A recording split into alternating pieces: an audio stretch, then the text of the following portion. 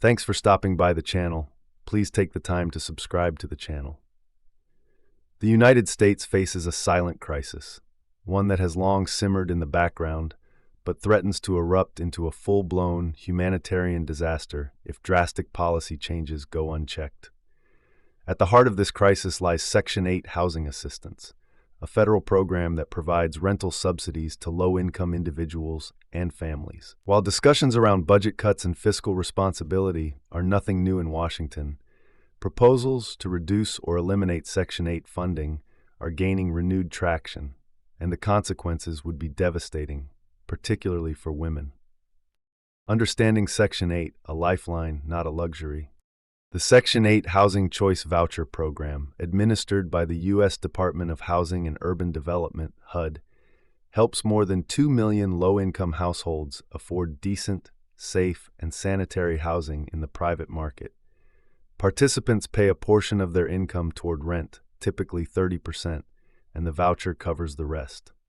For many recipients, Section 8 is the difference between stability and homelessness. It is not a handout. It's a bridge towards self-sufficiency, yet this crucial support system is often the first target when budget cuts are on the table. Why women will bear the brunt. Cutting Section 8 isn't just a numbers game. It's a moral issue with far-reaching gendered implications. Women, especially single mothers, elderly women, and survivors of domestic violence, are disproportionately represented among Section 8 recipients. According to HUD data, nearly 75% of households receiving Section 8 assistance are headed by women.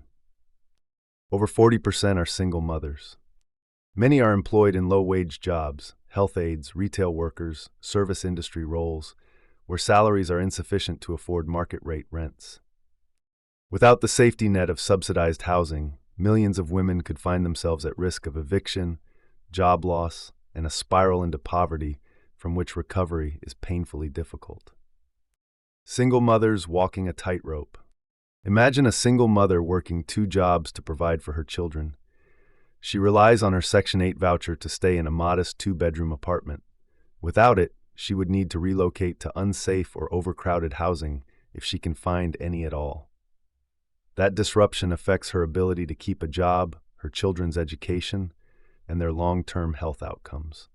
Cutting this lifeline means more children will experience housing instability, which has been shown to negatively affect school performance, emotional development, and access to health care.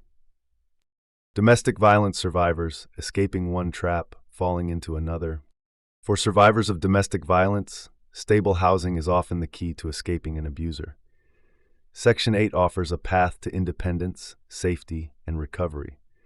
Cutting funding could trap thousands of women in unsafe situations, unable to leave because they cannot afford housing on their own. Moreover, without housing, many women are at increased risk of returning to their abusers, an all-too-common pattern when economic resources are scarce. Senior women, vulnerable and overlooked. Aging women, many of whom outlive their spouses and have limited retirement savings, also rely heavily on Section 8.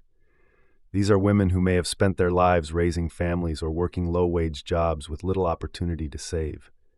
Cuts to Section 8 could force them into homelessness or unsafe group homes, undermining their dignity and endangering their health.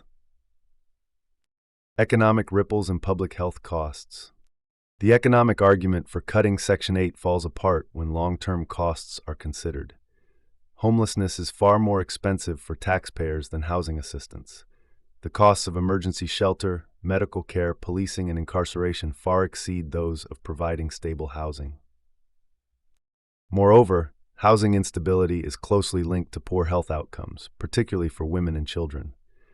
Stress-related illnesses, mental health crises, and chronic conditions often worsen without stable housing, increasing the burden on public health systems. A matter of priorities. Critics of Section 8 often argue that it fosters dependency, yet this ignores the reality that most recipients are working, caring for children, or disabled. The truth is, America's housing crisis isn't about a lack of work ethic. It's about the skyrocketing cost of living outpacing wages. The question isn't whether we can afford Section 8, it's whether we can afford not to have it. Conclusion, a call to action. Cutting Section 8 would be a direct assault on the women who form the backbone of our communities. Caregivers, workers, mothers, daughters. It would punish those already struggling to stay afloat in an economy that offers them few lifelines. Instead of slashing these vital programs, lawmakers should be expanding them. Investing in affordable housing is investing in the health, safety, and future of millions of American women and their families. This isn't just about housing, it's about justice, equity, and our collective moral compass. Now is the time to speak out, organize, and demand that policymakers protect the vulnerable rather than balance budgets on their backs.